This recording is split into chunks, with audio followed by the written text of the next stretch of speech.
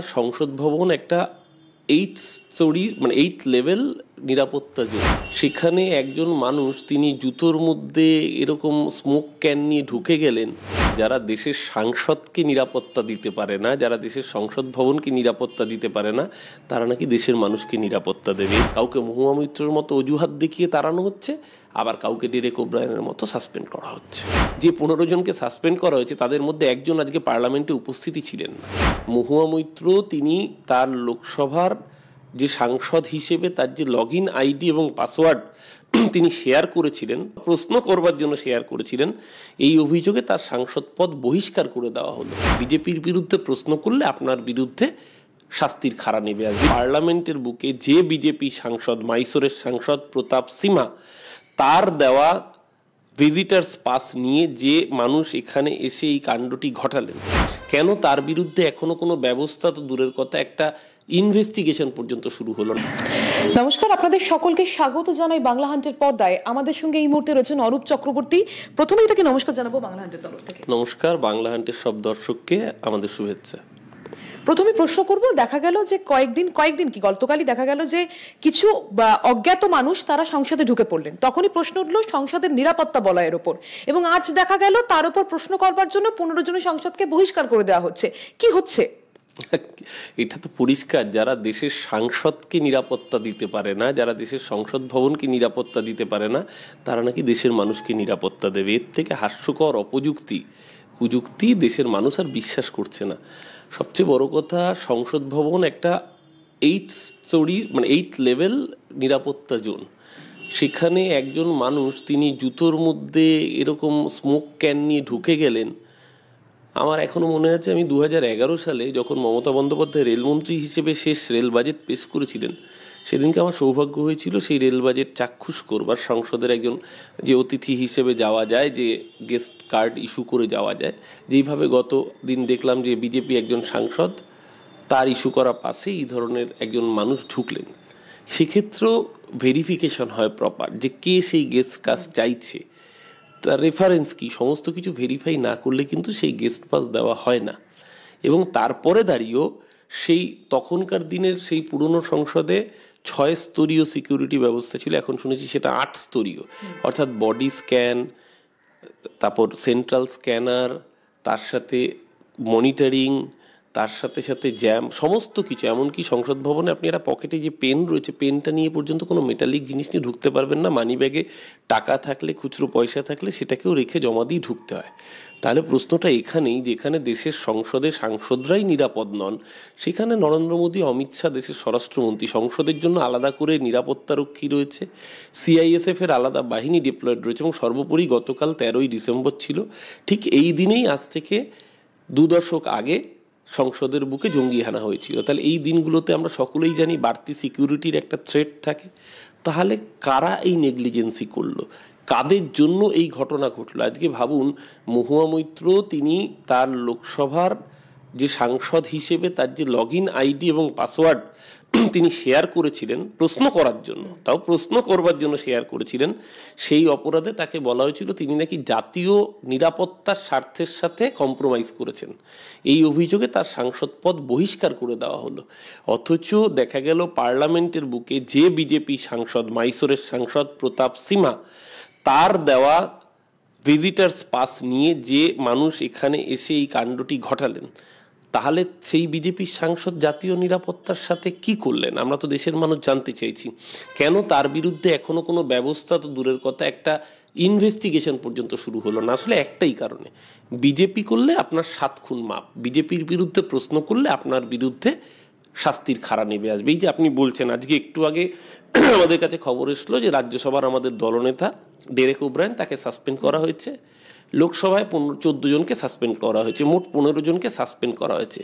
সবচেয়ে হাস্যকর কি জানেন, যে 15 জনকে সাসপেন্ড করা হয়েছে তাদের মধ্যে একজন আজকে পার্লামেন্টে উপস্থিতি ছিলেন না। যে পার্লামেন্টে আজকে উপস্থিতি ছিলেন না তাকে পর্যন্ত সাসপেন্ড করে দেওয়া হয়েছে।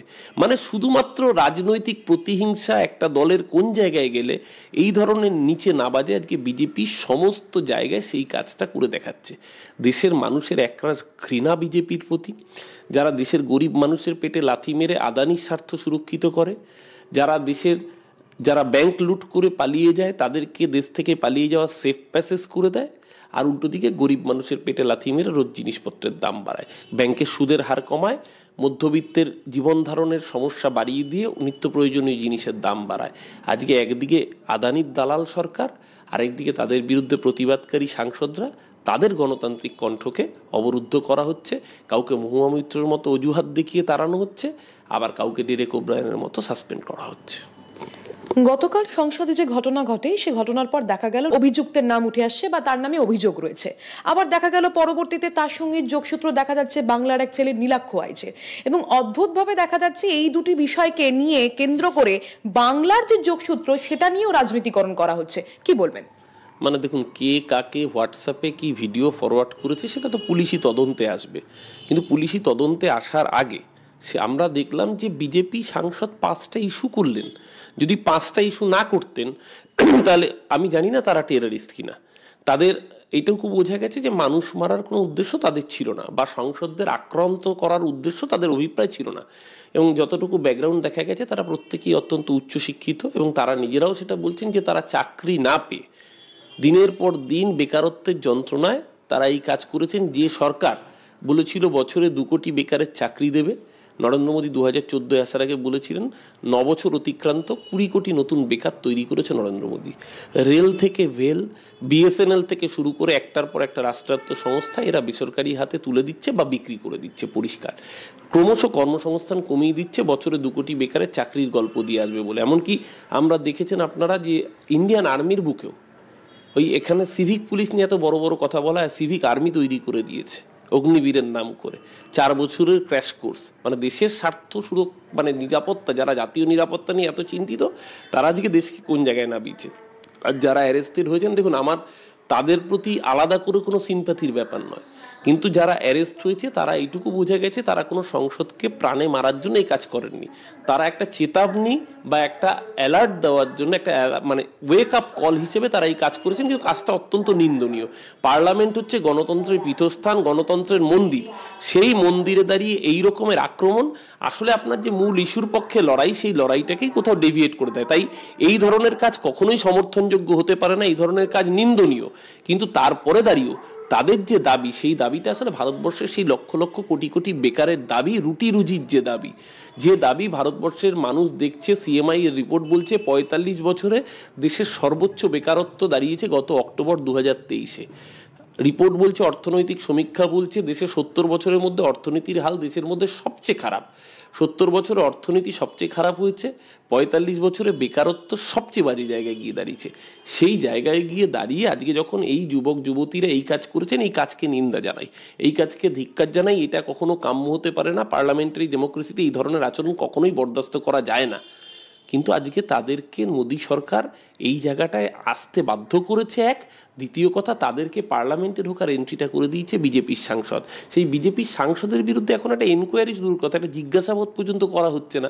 আর আপনি বলছেন বাংলার কোন যোগসূত্র, কোন ছেলেকে নাকি তারা হোয়াটসঅ্যাপ ভিডিও পাঠিয়েছে। তদন্ত হোক না। যদি হোয়াটসঅ্যাপ ভিডিও পাঠানো অপরাধ হয়ে থাকে, তাহলে পার্লামেন্টের বুকে উইদাউট ভেরিফিকেশন এদের ঢোকানোটা অপরাধ নয়? আপনার কি মনে হয়?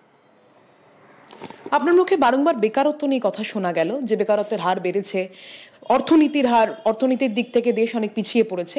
তবে এই প্রশ্ন তো আসতেই পারে যে এসএলএসটি যে ছাত্রছাত্রীরা যারা চাকরি প্রার্থী ছিলেন, তারা দীর্ঘদিন ধরে হাজার দিন পরিপূর্ণ করলেন, তারা সেখানে কুণাল ঘোষ গেলেন, প্রতিশ্রুতি দিলেন এবং বৈঠকও হলো, আমরা দেখলাম।